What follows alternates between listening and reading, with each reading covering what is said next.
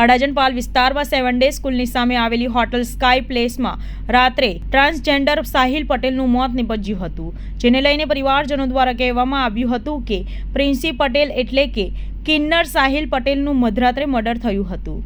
તે મિત્ર સલમાન શેખ સાથે રાત્રે હોટલમાં ગયા હતા. ત્યારબાદ મોડી રાત્રે નશાની ધૂત હાલતમાં સાહિલની ડેડ બોડી મળી આવી હતી, જેથી તેનું મર્ડર થયું હોવાના આક્ષેપો સાથે વધુમાં પરિવારજનોએ કહ્યું કે પોલીસ દ્વારા અમને ડેડ બોડી જોવા પણ દેવામાં આવી નથી. અડાજણ પાલ પોલીસનું કહેવું છે કે સાહિલે આત્મહત્યા કરી છે, જ્યારે પરિવારોનો આક્ષેપો છે કે હોટલ સ્કાય અને અડાજણ પાલ પોલીસની મિલીભગતથી મર્ડરને આત્મહત્યામાં ખપાવવામાં આવી રહી છે. હવે ખરેખર હકીકત શું છે તે તો પોલીસ તપાસનો વિષય છે. આવનારા સમયમાં જ ખબર પડશે કે સાહિલનું મર્ડર છે કે આત્મહત્યા.